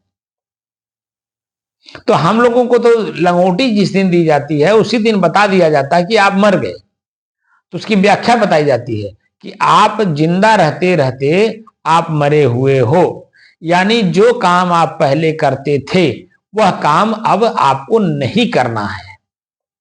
जैसे कोई गाली दिया तो आप गाली का बदला गाली देते थे, उसने एक गाली दिया आप 10 गाली दे देते थे, कोई एक डंडा मारा आप लाठी मार देते थे, कोई उसने किसी ने रोड़ा मारा तो आप उसको ढेला मार देते थे। अब आपको एक सब काम नहीं करना है। कोई आपका अपमान करता था तो उसका अपमान करने के लिए आप समय खोजते थे। तो अब व्यवहारिक और सामाजिक राजनैतिक सब कुछ परित्याग करके आपको सिर्फ एक चाल चलनी है, वह है नीर क्षीर विवेकी हंस की। और जब अपने हंसत्व पद पर रहोगे, विवेक पद पर रहोगे, तभी आप विवेक का काम कर पाओगे। कि दो चीजें हैं, एक मैं एक मेरा। मैं स्वयं अपने आप से कभी बिछुड़ता नहीं, और जो मेरा है वो क्षण क्षण बिछुड़ रहा है हमसे। तो पकड़ो किसको, वो क्षण वाला या अस्थाई वाला। तो जब मैं अस्थाई हूं, मेरे में कोई विकृति है ही नहीं, विकृति प्रकृति में है, तो हम दूसरे की बुराई हम क्यों लें। तो जो मैं हूं उसमें मैं बना रहूं। तो जो हम लक्ष्य बना करके चलते हैं, हमारे कहने का मतलब यह है कि 3 चीजें हैं समाज में, उस्ताद, सीनियर और गुरु। तो इसी समाज में जो कमजोर लोग हैं वह इन तीनों का अनुसरण समय समय से अपने अपने जगह पर लोग कर रहे हैं और करते भी रहेंगे और करते चले आ रहे हैं। अगर किए ना होते तो मैं भी नहीं उसमें आता। मैंने भी अनुसरण किया अपने से सीनियर का, मतलब अपने गुरु का। हमने आदर्श लिया अपने जीवन में, उनके हर एक बात को माना, क्योंकि मुझे अपने आप को जानना था। तो जो अपने आप को जाना हुआ है वही तो मुझे जना सकता है। जो अपने आप को जाना ही ना हो, जैसे भाई जो रुपया कमा रहा हो वही तो उस्ताद है। जो रुपया न कमा रहा हो, ज्ञान बहुत बखारता हो, इसका मतलब है कि उसका व्यवहार में कमी है। व्यवहार का मतलब जो बता रहा है कि मैं इस बात का जानकार हूं और मैं इस काम को करके समाज का हित करता हूं। तो जब समाज का हित होता तो वह गरीब क्यों बना रहता। शाम तक खाने के लिए नहीं है, खाली बाती से, यानी शब्द से आप खाना खाना चाहते हैं। शब्द से तो कोई खाना एक बार दे देगा, 2 बार दे देगा, लेकिन बार बार भोजन कोई नहीं देगा। बार बार भोजन अगर आपको अपने शरीर को देना है तो स्वयं आपको सक्षम बनना होगा उसी लेवल की। तो बाहरी जो 2 लोग हैं, उस्ताद और सीनियर, ये सिर्फ शरीर तक सीमित है, लेकिन गुरु प्रकाश देता है अपने आप को पहचानने के लिए, ताकि आप सदैव के लिए इस शरीर रूपी दुख से मुक्त हो जाइए और अपने आप में जो हो आप उसमें स्थित हो जाइए। तो जो स्थितिवान संपन्न संत हैं, उनका जब संपर्क होगा तब आपकी स्थिति उस तरह से बनेगी। ये चंचल मन वाले लोगों का नहीं। आपका मन तो चंचल है ही है, चाहनाएं अनंत हैं। उसी तरह से अनंत चाहना वाले का संग करेंगे, वो भावकाल भले आपके लिए थोड़े समय के लिए लगता है कि बहुत बड़े आदमी हैं, वो बहुत बड़े कंगाल हैं। ये जान लीजिए, मैं आज भाषा भी बोल दे रहा हूं, वो बहुत बड़े कंगाल हैं। अगर वो कंगाल न होते तो वह बाहरी संपत्ति अर्जित करने में नहीं लगते, बल्कि जो उनकी अपनी संपत्ति है उसकी सुरक्षा में लगते। धर्मो रक्षति रक्षित है। कौन से धर्म का आपको रक्षा करना है? अपने स्वभाव का। स्वभाव, स्वयं, स्वयं माने स्वयं, भाव माने कीमत। अपने ही कर्मों का हमें रक्षा करनी है। हमें ऐसा कर्म नहीं करना है उसका परिणाम आगे चल करके दुख और पीड़ा दे, और वह भी छोटा मोटा नहीं, असहनीय पीड़ा देता है। अभी आपने देखा होगा, कुशीनगर के एक भंगते जी का शरीर छूटा है। वो अंतर्राष्ट्रीय संत थे। अब वो म्यांमार या कहीं विदेशी संस्था है उसके अध्यक्ष थे। देश विदेश के लोगों को वो बौद्धिस्ट बनाते थे। अभी उनका शरीर छूटा है। अभी लगता है कल परसों में ही उनका, वो 1 तारीख को उनका शायद शरीर छूटा है, 1 नवंबर को, और 10 तारीख को, 10-11 तारीख को उनको समाधि देनी थी। तो 10 दिन उनको रखा गया था दर्शन करने के लिए, जो देश विदेश के लोग उनका दर्शन कर सकें। अब बता दीजिए, जो उन्होंने बाहर का धन अर्जित किया, बिल्डिंगें बनाई, चमकाई खूब, कुशीनगर में एक दर्शनीय स्थल अपने आश्रम को बनाया, तो उनका लक्ष्य जो होगा, मन, वो उसी में घूम रहा होगा। न कि महात्मा बुद्ध के हिसाब से अपने आप को साफ करने वाली जो स्थिति बताई थी, वो हमारे ऋग्वेद काल से लेकर के और महात्मा बुद्ध के समय में जितने भी उस समय में लिटरेचर थे, वह आत्मशुद्धि के लिए थे। महात्मा बुद्ध भी वही भाषा बोलते हैं, लेकिन थोड़ा पाली भाषा है। सील पालन करने की बात करते हैं, तो सील शब्द तो संस्कृत का है, पंचशील। तो पंचशील में क्या पालन करोगे? वो ऑलरेडी पहले से वेद में लिखा हुआ है, उपनिषदों में है, भरा पड़ा है। आपको अपने क्रोध को संखारा, यानी शोर शंख के द्वारा पूरा खाली कर देना है, माने निकाल के बाहर कर देना है। अपने आप को हल्का करना। क्रोध, लोभ, मोह, राग, द्वेष, ईर्ष्या, जलन, प्रसन्नताप, नासमझी, जो कुछ भी आपके अंदर में है सबको खाली करो। वो खाली करने की व्यवस्था बताते हैं, विपश्यना करवाते हैं, इसीलिए ताकि थ्योरी के साथ साथ प्रैक्टिकल भी होता रहे। और जब प्रैक्टिकल होता है तो वास्तविक स्थिति का ज्ञान होता है कि आखिर मैं हूं। जैसे श्वास, नाक और मैं, ये 3 चीजें बताया था कि नहीं आप लोग? जी बताया गया था। श्वास नाक के द्वारा, एक माध्यम है ना नाक। अब इस माध्यम के माध्यम से हम श्वास को ले रहे हैं, यानी शरीर को चलाने के लिए। अगर श्वास न लिया जाए, श्वास न चले किसी का, तो कहेंगे तो मर गया। मतलब शरीर और नाक का उपयोग करने वाला इस शरीर में नहीं रह गया, तो सांस कैसे चलेगा अपने आप में? इसका मतलब है मैं और मेरे के बीच में जो जीवन है शरीर से संबंधित, वह जीवन ही हमारा श्वास है। यानी मुझे अपने इस शरीर में जोड़ के रखा है। तो 3 चीजें हुई कि नहीं हुई? श्वास, नाक और मैं। तो मैं कौन हूं? क्या मैं नाक हूं? क्या मैं श्वास हूं? मैं न नाक हूं न मैं श्वास हूं। मैं इसका एक माध्यम लिया हूं इस शरीर में रहने के लिए, क्योंकि शरीर से ही हम इच्छाओं को पूरा कर पाते हैं, और शरीर में जब रहेंगे तभी तो हम अपनी इच्छा को पूरा कर पाएंगे। और शरीर ही में नहीं रहेंगे तो इच्छा कैसे पूरी होगी? अब क्या है, हमें इच्छा पूरी नहीं करनी है, अब इच्छा को मारना है, इच्छा को खत्म करना है। तो हम 3 चीजों को जब अलग अलग देखेंगे, तो श्वास चल रहा है, ये स्वतः अपने आप चल रहा है, ये मेरे पूर्व कर्मों के अनुसार चलता है। इसको प्रारब्ध बोलते हैं। जब तक मेरा प्रारब्ध है तब तक मेरा श्वास चलेगा। कल मैं इस बात का अनुभव किया। बड़ा जबरदस्त है। मुझे जाना था भानपुर, आप समझ रहे हैं। जी। मैं शिक्षक बंधु के यहाँ बैठा हुआ था, पंपलेट छपवाना था। तो वहां जो पंपलेट छपने के लिए दिया, मेट्रो में कुछ त्रुटियां थी तो उसको बता दिया। बताने के बाद मैं पूछा, भैया आप ये कितने बजे मैं आऊं कि छप करके मुझे मिल जाए। तो कहा कि आप 5 बजे के बाद आइए, और उस समय बज रहा था 2।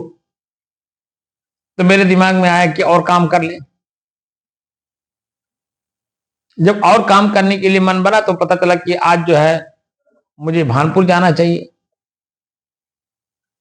तो 2 बज गया था, जो कि मुझे भानपुर में 10 से 11 बजे तक पहुंचना चाहिए था, और बज रहा 2। अब पहुंचूंगा मैं 3 बजे वहां। 1 घंटा लगता है, 30 किलोमीटर है, लेकिन 1 घंटा लग जाता है, क्योंकि रास्ता थोड़ा उबड़ खाबड़ है। तो जैसे ही मैं शिक्षक बंधु के यहां से बाहर निकला और अपने बड़े बनाया पुल के नीचे, अब वहीं मन बदल रहा है कि मैं जाके भी क्या करूंगा, क्योंकि टाइम हायल हो गया है, समय चला गया। जिस समय में मुझे जाकर के वहां प्रस्तुत होना चाहिए था वो समय ही निकल चुका। फिर मैं आगे जाकर के अब मन में सोच रहा, तो मैं जाऊं किस लिए, जाना उचित नहीं है, कुछ और काम कर लें। तो मन में यह रहा कि चलो अब शांति से आश्रम में बैठते हैं और मूंगफली खाते हैं। फिर मन कह रहा है नहीं, चल दिए हो तो चल चलो। अब ऐसे एक जगह जाकर के मैं 15-20 मिनट खड़ा रहा। तो मैं वहां पे अनुभव किया कि जो श्वास ले रहा हूं ना, मेरे विचार इस श्वास के अनुसार बदल रहे हैं। जहां जहां मुझे हवा अंदर लेना है, बाहर छोड़ना है ना, हमको वहीं वहीं उसी तरह से चलना। मैं फिर वहीं दृष्टा दृश्य का अभ्यास करना शुरू किया। मैं काछा देखता हूं ये कहां कहां का श्वास मुझे अंदर लेना है और कहां कहां का छोड़ना है, किस जगह पे पृथ्वी पे मुझे पैर रखना है या मोटरसाइकिल से चलना है। अब देखते हैं। अब देखते देखते देखते मुझे जब वहां भानपुर तक पहुंचा दिया।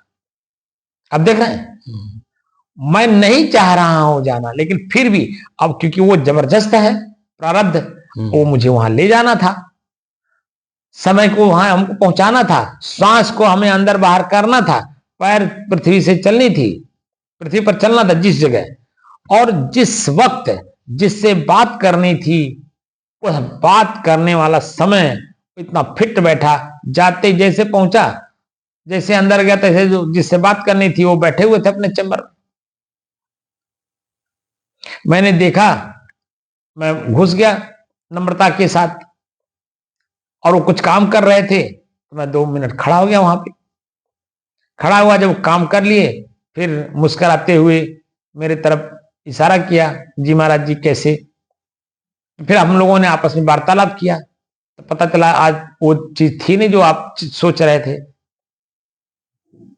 तो फिर ये पता चला कि जना फलाने के पास जाइए कि डेट कब आपकी है। तो पता चला 17 यानी सोमवार को है, आज है ही नहीं। तो वार्तालाप जहां पर हमको श्वास लेना था ना, जिनसे आंख से जिनको देखना था, कान से जिनका शब्द सुनना था, मुंह से अपना बोल करके जिनको शब्द सुनाना था, वहां वो टाइम फिक्स था, एकदम टाइम फिक्स था।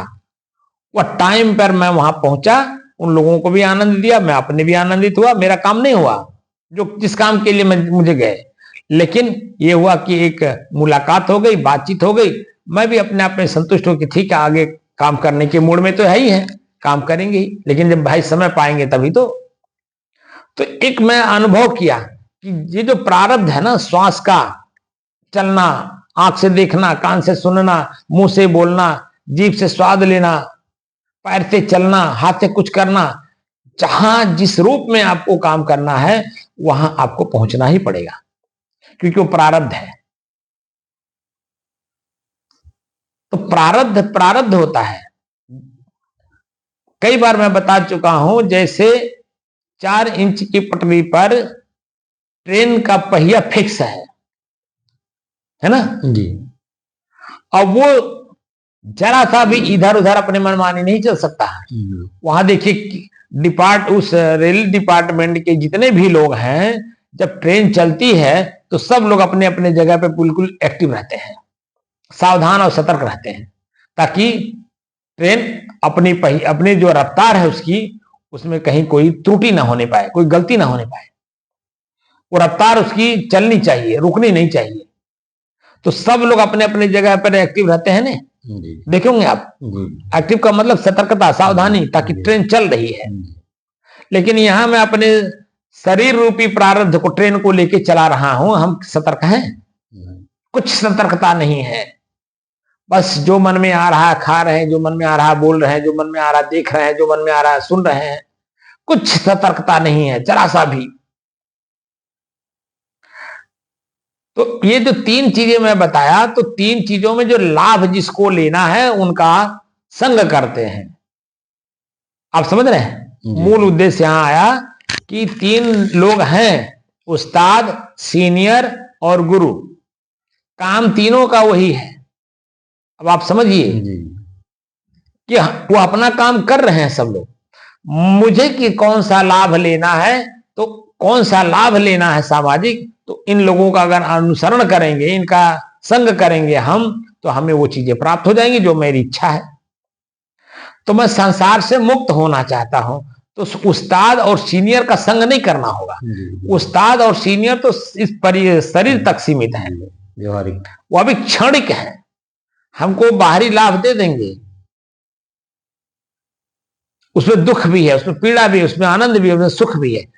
लेकिन ये जो अस्थायित्व है, जो मैं स्वयं अपने आप को खोज रहा हूं, तो मैं इन दोनों को नहीं, बल्कि गुरु के सानिध्य में हम जब जाएंगे और गुरु के बातों पे अक्षरशः विश्वास करके काम करेंगे, तब जाकर के हम वही हो पाएंगे जो हमारी इच्छा है। हमारी इच्छा क्या है स्वयं की? आपको मैं बताया हूं कि बचपन में ही बुढ़िया माई न मरी होती मेरे सामने, तो मुझे अपने आप का परिचय करने का कोई लक्ष्य नहीं था। सबके सामने बहुत आदमी मरे, लेकिन कभी किसी ने अपने ऊपर प्रश्न किया कि मैं भी मरूंगा? आखिर उस शरीर में कौन था जिसका आंख देख करके पहचानता था? अब वही आंख नहीं पहचान रहा, वही सामने हूं मैं। आखिर कोई रहा होगा ना उस आंख का प्रयोग करने वाला। क्या कभी प्रश्न अपने आप में उठता है? वही पैर चलता था, चल करके आपसे मिलता था, और वही पैर वही है, लेटा पड़ा है, पैर है होते हुए भी नहीं चल रहा है। इसका मतलब कोई उसको चलाने वाला था। तो वो चलाने वाला कौन था? जो शरीर को चला करके मेरे तक ले आता था। इस तरह से जब प्रश्न करते हैं, तब अपने आप के ऊपर प्रश्न उठता, अरे यार, इस शरीर में मैं अभी हूं, और जब मैं नहीं रहूंगा शरीर में, तो परिचय किसका करूंगा? तो मैं कर क्या रहा हूं? क्या मैं सही काम कर रहा हूं या गलत काम कर रहा हूं? मैं सुख वाला काम कर रहा हूं या दुख वाला काम कर रहा हूं? अगर सुख वाला काम कर रहा हूं, तो सुख कितने देर रहेगा? क्या उसमें दुख नहीं मिला हुआ है? क्या दुख नहीं आएगा उसके बाद? जब इस तरह से प्रश्न अपने आप से करते हैं, तो सुख क्षणिक होता है, क्षण मात्र। खाली मन को ऐसा लगता है कि हमें सुख मिल रहा है, लेकिन उसमें कष्ट अपार होता है। और जिसमें दुख महसूस होता है, उसी दुख के बाद ही सुख का भी अनुभव होता है। जैसे बेटा मर गया, उदाहरण ले लीजिए, या पत्नी मर गई आपकी, इतना अपार कष्ट हुआ होगा, लेकिन उसी रात जब आप सो लिए होंगे, नींद ले लिए होंगे, तो वो जो स्त्री का जो भाव था हमारे अंदर में, वो खत्म हो गया। उसके बाद भी देखिए आप हैं कि नहीं है जी। वो कष्ट, वो पीड़ा, वो दर्द कहां चला गया? कैसा हो गया आपकी स्त्री को मरे? 5 साल हो गया। 5 साल। 5 साल के बाद भी तो आप हैं अभी जी। ये तो नहीं है कि आप मर गए।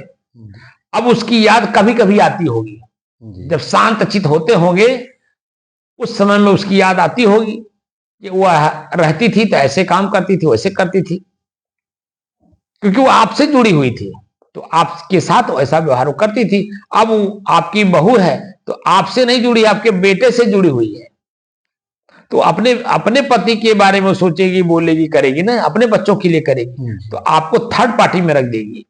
तो उसी में आपको कष्ट होता होगा कि अरे वो थी तो समय समय समय सब कुछ मिल जाता था, हमारे लिए करती थी, अब वो नहीं है तो कौन करेगा? तो मन में कष्ट हो रहा है, पीड़ा हो रही है, लेकिन वो कष्ट वो पीड़ा कितने देर तक, जब तक याद है, जब तक ख्याल है, ख्याल चला गया उसका, उससे संबंधित पीड़ा चली गई। तो संसार ख्याल मात्र है। आप अपने को भूले, बाहरी ख्याल किए, तभी वहां कष्ट हुआ, और अपने आप को आप ख्याल किए, वो ख्याल भूला, तो यहां आनंद की हम खुद आनंद के जड़ हैं, यानी आनंद की ढेरी है, लेकिन हम दूसरे में जो खोजने लगे बाहर, यही हमें दिक्कत किया। अब उस बाहर को छोड़ करके अंदर जो मैं स्वयं अपने आप में एक आनंद की ढेरी हूं, उसको प्राप्त करने के लिए हमको गुरु का अनुसरण करना है, गुरु के मार्ग का अनुसरण करना है, न कि उस्ताद और सीनियर का। अब यहां सीनियरिटी करके देख लिया गया, सब काम करके देख लिया गया, रुपया भी कमा लिया गया, चाहे वो सीनियर के साथ कमाए हो, चाहे उस्ताद के माध्यम से कमाए हो, कमाए खूब, लेकिन वही हमारे अनंत काल तक पीड़ा देने का काम हमने कर लिया। यही रोज देखा जा रहा है। इसलिए अपने आप को जानने के लिए हम लोग उत्सुक हुए हैं, तो अपने आप को जानने में जो साधन का प्रयोग करना है, क्योंकि बिना साधन के अपने तक आप पहुंच भी नहीं सकते। तो शरीर में हो, इसलिए साधन का प्रयोग कर सकते हो, तो उसको प्रयोग करो और अपने आप को जानो, इस शरीर में ही मैं कौन हूं, और मेरे हाथ पैर आंख नाक कान चलते क्यों हैं। आंख से देखिए दृश्य को और प्रतिक्रिया करिए, क्या आंख में ताकत है अपने आप में देख के पहचान लेगा? तो आंख अलग और सामने वाला दृश्य अलग है, और मैं स्वयं इसका आंख का प्रयोग करने वाला और दृश्य को देखने वाला, तो तीन चीजें स्पष्ट हो जाएंगी। तो वह साधन का प्रयोग करना पड़ेगा ना, तभी ये तीनों चीजें अलग अलग होंगी। क्योंकि मैं अपने आप में शुद्ध हूं तो मैं देख भी तो नहीं सकता, मैं स्थिर हूं तो चंचल कैसे? आंख से देखने का मतलब चंचलता होती है, तो वहां वो नहीं हो सकता। मैं ही शुद्ध हूं, शांत हूं, स्थिर हूं और एकरस हूं, जो ये शब्द मिले हमें, वह उस स्थिति में जाने के बाद आंख से देखने वाला भी तो कौन है?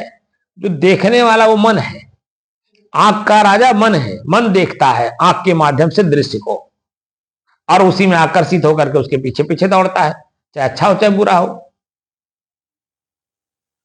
तो मन दौड़ाता है, किसको दौड़ाता है?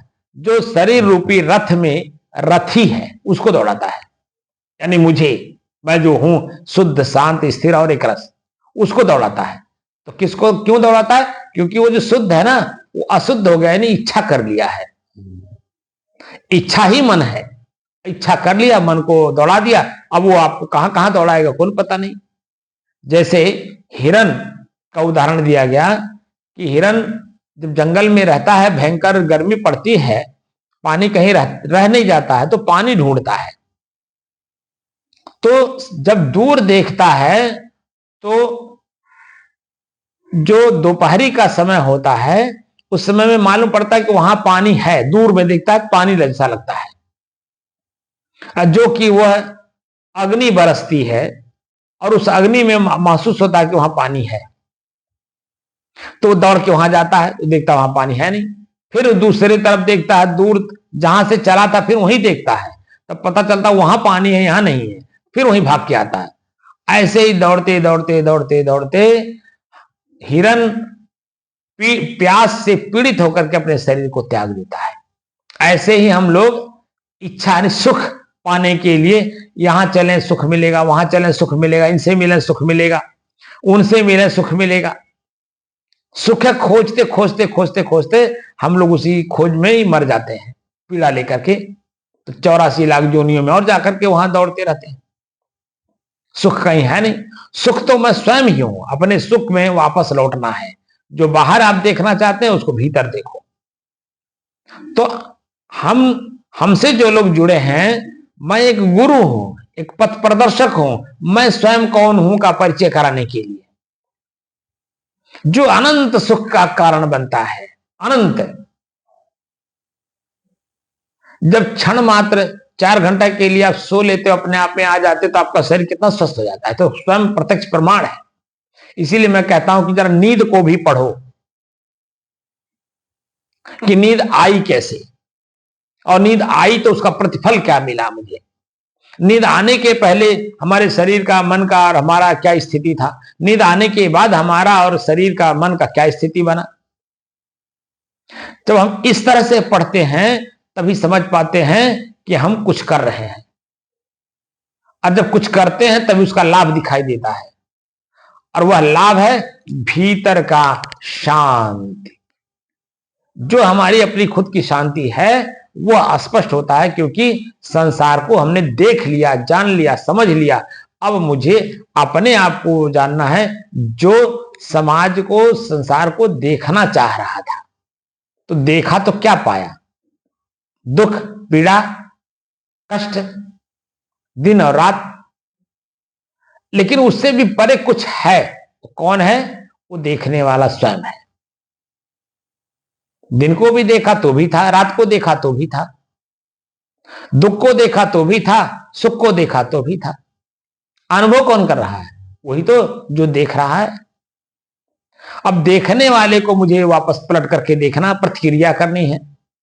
तो देखने वाला, दिखाई देने वाला क्रिया हो गया, और देखने वाला प्रतिक्रिया जब किया तो वह स्वयं हो गया। तो प्रतिक्रिया जब करेंगे तब अपने आप का परिचय होगा कि मैं ही तो जाना इसे, मैं ही देखा इसे, मैं ही सुख दुख भोग रहा हूं, तो मैं कौन हूं? अब वहीं से प्रश्न शुरू होगा कि मैं हूं कौन आखिर? जो आंख का प्रयोग कर रहा है, कान का प्रयोग कर रहा है, हाथ का प्रयोग कर रहा है, पैर का प्रयोग कर रहा है, तो प्रयोगकर्ता कौन है? उसी प्रयोगकर्ता को जानने के लिए ही गुरु के सानिध्य में ही अनुसरण, गुरु के सानिध्य में ही जाकर के उस चीज को जानिए जो आप जानना चाहते हैं कि आखिर मैं हूं कौन। अब गुरु ही मार्गदर्शक के रूप में काम करेंगे, आपको बताएंगे, और आपको उसी तरह से कार्य करना होगा। और कार्य जब आप करेंगे तो धीरे धीरे धीरे धीरे, जैसे 10 साल में मैं स्वयं जान गया, और अब जो है आप लोगों को जनाने की कोशिश कर रहा हूं कि आप लोग भी जानिए कि आखिर मैं हूं कौन। वह रहस्य क्या है जिसको जानने के लिए सारा संसार उत्सुक है। चलते तो हैं, लेकिन बीच में खीर पूड़ी, मान प्रतिष्ठा, साहेब साहेब, महाराज महाराज, वह उनको लेके डूब जाता है, क्योंकि वह अधूरे मन से चलते हैं और अधूरा काम करते हैं, इसीलिए फिर उसी में फंस जाते हैं, फिर कार, बंगला, घोड़ा गाड़ी में फंस जाते हैं। कल ऐसे हम लोग एक जगह बैठे हुए थे, वहां 3 लोग थे। एक मैं था, मैं तो बाद में पहुंचा, 2 लोग पहले से थे। एक तपसी धाम वाले महाराज जी जो वर्तमान वाले हैं, और उनके साथ में एक और कोई संभ्रांत व्यक्ति थे। और हमको लगता है, हमको जहां तक लगता है तो चौधरी, लेकिन हमको जहां तक मैं महसूस किया कि वह राष्ट्रीय स्वयंसेवक संघ के कोई पदाधिकारी थे। तो दोनों जो लोग पहले से बैठे थे, मैं बाद में पहुंचा, और वो जगह था कमिश्नर के यहाँ। तो कमिश्नर साहब के पास वो लोग पहले से बैठे थे। मैं वहां गया तो अर्दली ने बताया कि जन भाई वो लोग बैठे हैं, आप जाना चाहता आप भी चले जा। तो मैं जाना तो नहीं चाह रहा था। मैं कहा भाई वो लोग आपस में क्या बातचीत कर रहे हैं, क्या मतलब है? लेकिन अर्दली जी ने कहा नहीं, अब समय फिर मिलेगा नहीं, आप चले जाएं। तो गया, बैठा, तो चर्चा ऐसे चली। तो चर्चा चलते चलते जन में बाहरी बातें वो लोग करते हैं, बाहरी बात हम करते नहीं। ये बात को कमिश्नर साहब को पता है, तो हमारी तरफ देखने लगे। तो कुंभ मेले की बात आई, कुंभ मेले में कौन कितना पैसा कमाया। तो सबका अपना अपना नाम सब लोग ले रहे थे। तो कमिश्नर साहब एक जनी का नाम लेना चाह रहे थे, लेकिन उनका नाम नहीं आ रहा था। तो मैं बता दिया, और जैसे बताया तैसे वो कहा हाँ बस वही। तो लक्ष्य क्या है? आप बहुत बड़े संस्था के आचार्य महामंडलेश्वर हो गए, कर क्या रहे हो भाई? आपके उस आचार्य पद पे रहते हुए आपने कितने लोगों को अपने आप का परिचय कराया? तो जो आप परिचित जिस चीज से हो उसी का तो परिचय लोगों को कराओगे। तो इच्छा जागृत है कि हम कितना धन कमा लें, कितना बड़ा घोड़ा गाड़ी बना लें, तो ठीक है बना लोगे, लेकिन फिर वो एक स्टेटस हो जाएगा आपका, अंग्रेजी में स्टेटस, अपने स्तर हो जाएगा। अब उस स्तर को मेंटेन करने में आपको पूरा जीवन खत्म कर देना होगा। तो ये हाल है। तो बाहरी लक्ष्य को पूरा करने के लिए तो बाहर में आपको चलना ही पड़ेगा, लेकिन यहां अपने आप का परिचय करना है कि मैं कौन हूं, तो यहां सब कुछ को त्याग करना होगा। किसी को भी वहां जगह नहीं देनी है, क्योंकि मुझे अपने आप को जानना है। और किसी को आपने जगह दिया तो निश्चित है कि आप भटके तो पहले से हो ही और भटक जाओगे। इसीलिए किसी का भी अगर अनुसरण करिए, जैसे आप उस्ताद का अनुसरण करना चाहते हैं, उनके विचारों का, उनके कर्मों का, तो अपने आप को उस कैपेसिटी में लाना पड़ता है। क्यों, क्या ये मोची भी तो उस्ताद हैं अपने आप में। अपने से कहे हमारे चेलवा वहां दुकान खोला है, जाके वहां अपना जूता सिलवा लीजिए या सफाई करा लीजिए, जो भी करना है। क्योंकि मैं कान से सुना अपना जो जूता चप्पल पहनता हूं जो, तो वो कभी टूट जाता है तो मोची के पास ले जाता हूं, और जब ले जाता हूं तो जो उनकी आवाज है, जो भाषा है, वो मैं सुनता हूं, और वही भाषा में आप लोगों को बोल रहा हूं। एक बार की बात है, चप्पल मेरा टूट गया और मैं लेके गया कंपनी बाग पर, तो वहां 3-4 बैठे रहते हैं और सब काम कर रहे थे। तो उसमें से एक ने कहा कि महाराज जी, यहाँ किसी के पास समय नहीं है, क्योंकि ये भीड़ भाड़ वाला इलाका है, यहाँ किसी के पास समय जल्दी नहीं रहता। अगर आप के पास समय नहीं है तो आप किधर जा रहे हैं? तो मैं कहा कि रोडवेज की तरफ जा रहा हूं। तो क्या, अच्छा ठीक है, वहीं रोडवेज पे मेरा एक चेला है, वो खाली बैठा होगा, आप जाइए, वो आपका काम तुरंत कर देगा। अब बताइए वो कह क्या रहा है? मेरा चेला वहां बैठा है, वह आपका काम कर देगा, जब उधर ही आप जा रहे हैं। तो चेला शब्द यानी उस्ताद भी अपना चेला बनाता है और सीनियर भी अपना शिष्य बनाता है, अब गुरु भी अपना शिष्य बनाता है। तो बाहरी दो लोग बाहर का धन संपत्ति अर्जित करने के लिए करते हैं, शिष्य बनाते हैं, उस चेला बनाते हैं, और यहां आपको स्वयं का परिचय करने के लिए कि आप कौन हो, खुद को गुरु बनाने के लिए खुद को गुरु बनाओ। तो गुरु जिस स्थिति में रहता है वही स्थिति शिष्य में नहीं है तो लाने की कोशिश करता है कि ये काम करती चलो, धीरे धीरे धीरे धीरे। इसमें दौड़ करके चल नहीं सकते, क्योंकि दौड़ करके ही चलने में आदमी गिर जाता है, चोट खा जाता है, हाथ पैर टूट जाता है, मर भी सकता है। इसलिए दौड़ करके यहां नहीं चला जा सकता। यहां तो सबसे पहले जो आपका मन चंचल हो गया है उसको एकाग्र करो, यानी एक ही काम में मन को लगाओ, उसके अलावा कोई काम नहीं करना आपको। तो त्याग का रास्ता और वैराग्य धारण करना है। तो एक काम में आपका मन लगे तो एकाग्रता पहले लाइए, चंचल मन को एकाग्र करिए, फिर एकाग्र मन को स्थिर करिए। और जब तक मन चंचल, मन एकाग्र नहीं होगा तब तक स्थिर नहीं होगा, और जब तक स्थिर नहीं होगा तब तक हमारी खुद की स्थिति समझ में नहीं आएगी कि मैं यही हूं। कैसे समझेंगे कि मैं यही हूं? 1470 दिन बीत गए, बाहर मैं बातें खूब बता रहा हूं जो आप लोगों के काम की है, और समझ में भी कान सुन रहा है, मन समझ रहा है, ये मेरे लिए कह रहे हैं, खूब सुन रहे हैं, समझ रहे हैं। लेकिन अभी मैंने कभी नहीं कहा कि आप यही हो। इसलिए नहीं कह पा रहा हूं क्योंकि मुझे कोई जिज्ञासा सब मिल ही नहीं रहा है कि जिसको मैं बता सकूं कि आप यही हो।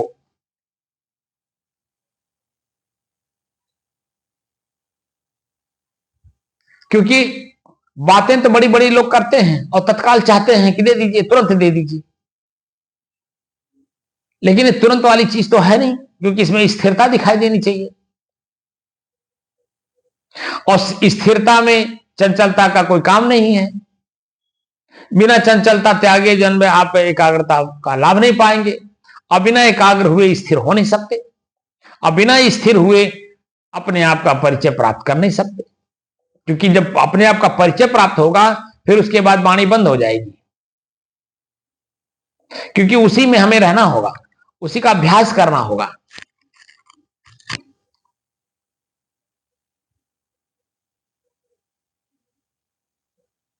क्योंकि सांप केचुल छोड़ता है तो केचुल को छोड़ते समय सांप को पता है कि मेरे शरीर पे केचुल है, जिसके कारण मैं चल नहीं पा रहा हूं, मैं देख नहीं पा रहा, मैं सुन नहीं पा रहा हूं, मैं कुछ खा नहीं पा रहा, उसको कष्ट महसूस होता है। तो क्या करता है, चेतना में रह करके खुद अपने शरीर के ऊपर का जो केचुल है वो निकालता है।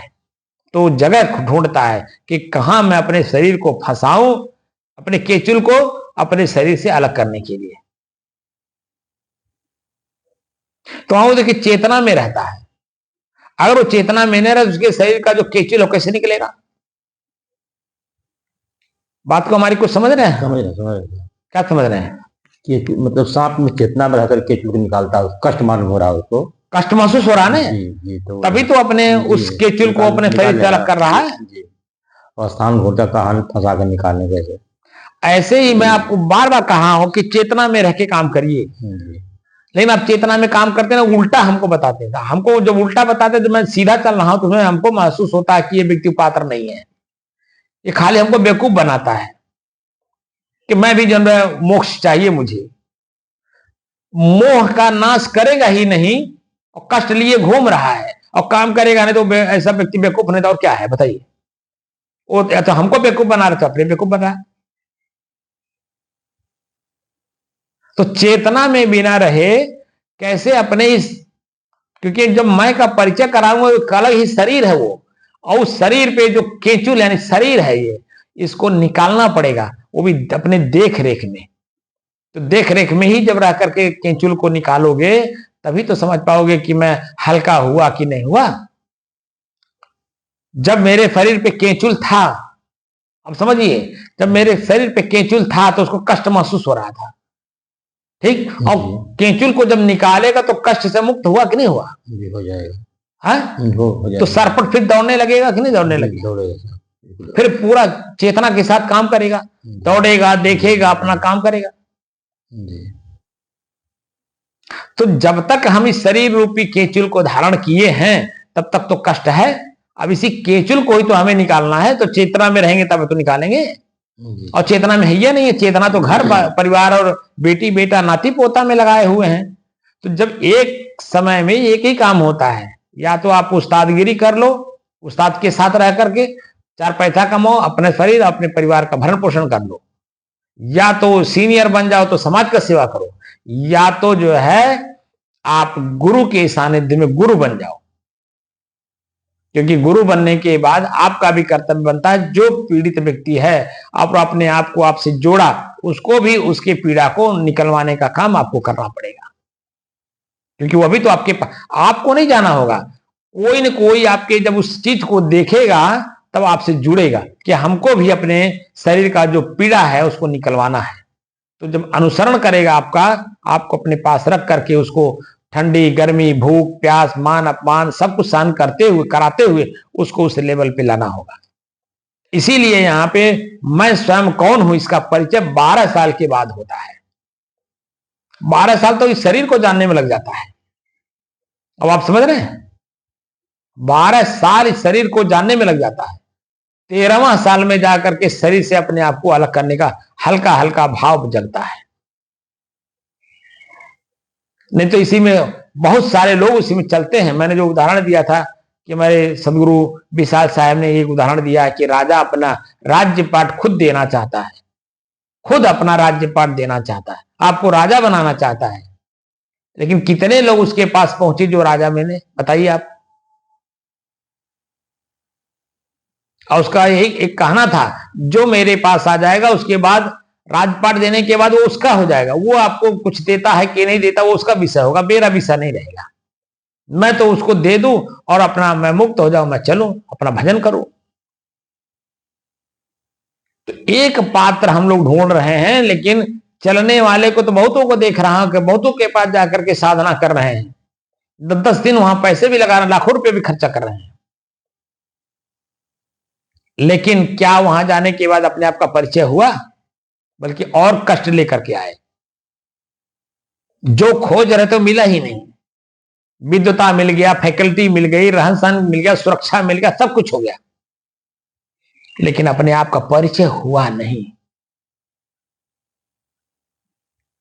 और ये अपने आप का परिचय त्याग से मिलता है, न कि अपरिग्रह, न कि परिग्रह से। अपरिग्रह से शब्द इसीलिए प्रयोग किया गया कि परिग्रह नहीं करना, संग्रह नहीं करना है। जो संग्रह किए उसे खाली करना है। पात्र व्यक्ति को दे दो, खाली हो जाओ। और जितने खाली करोगे उतना हल्के अपने आप को महसूस करोगे, और जितना हल्का महसूस करोगे अपने आप में, अपने आप का परिचय धीरे धीरे धीरे धीरे खुद होता चला जाएगा। और एक अवस्था ऐसी आएगी जब सब कुछ जो अंदर में है खाली हो गया, आप शेष जैसे हो वैसे रह जाओगे।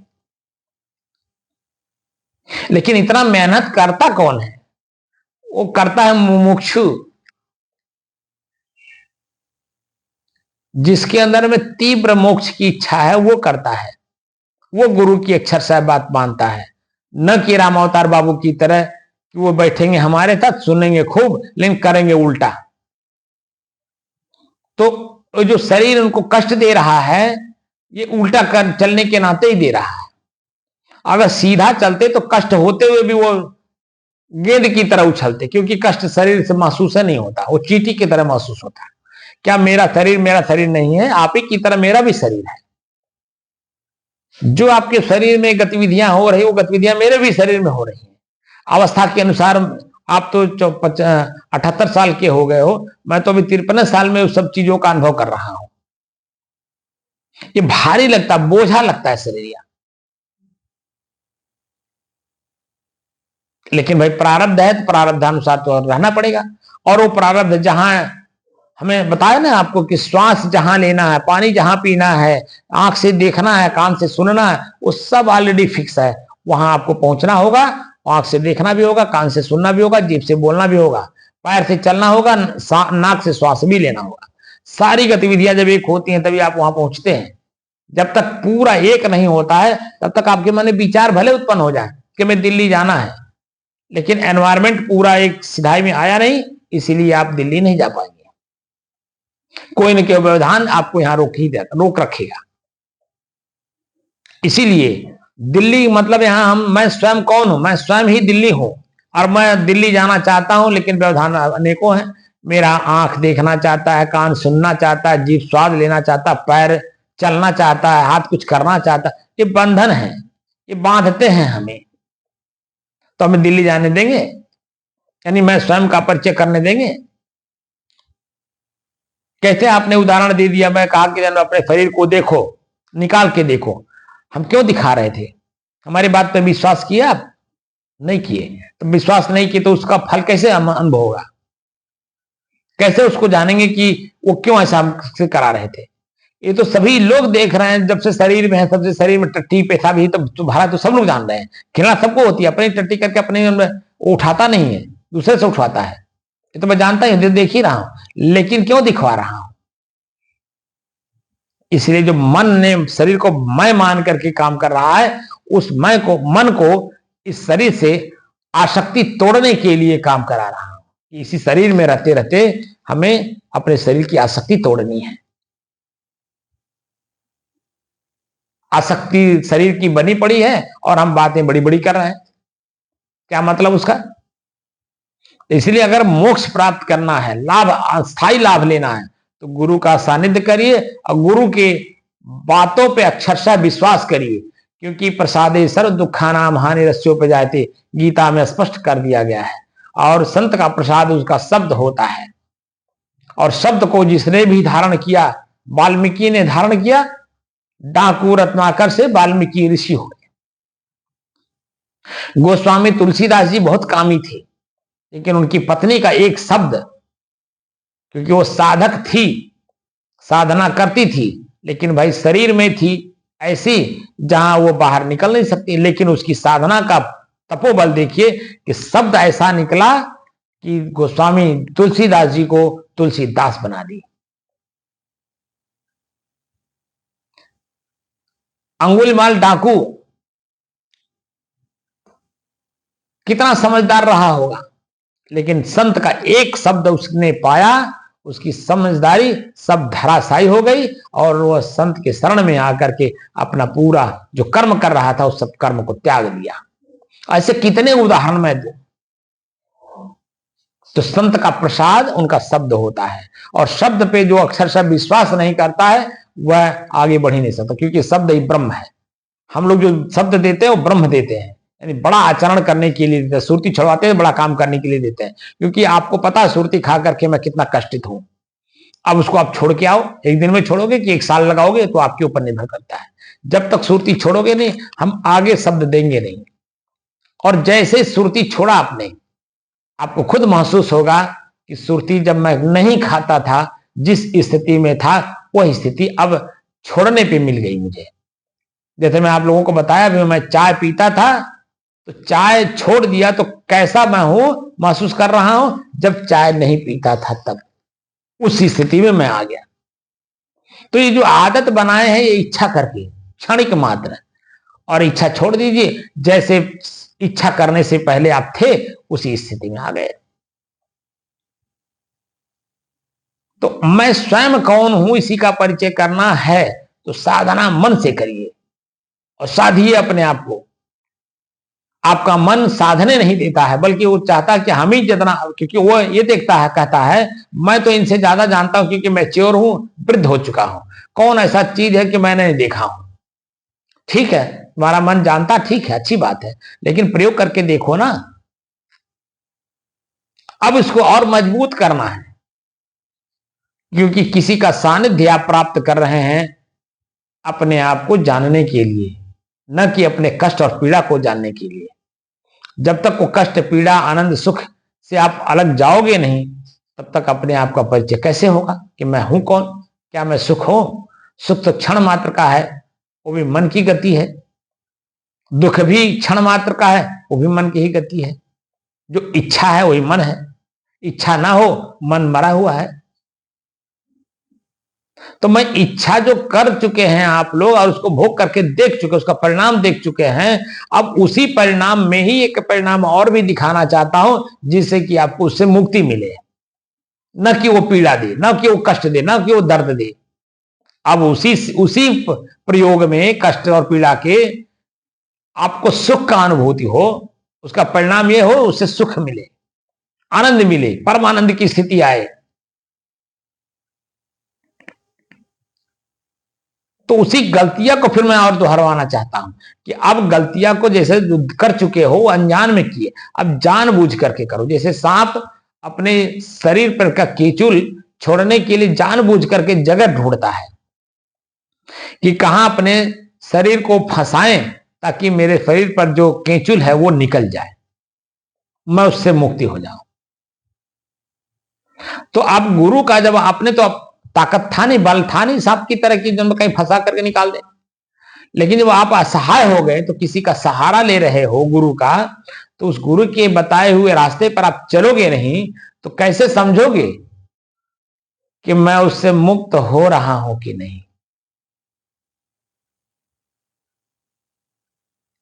बात समझ में आया? आ रहा। कुछ नहीं आ रहा है, खाली बकवास करते हो बिना मतलब का।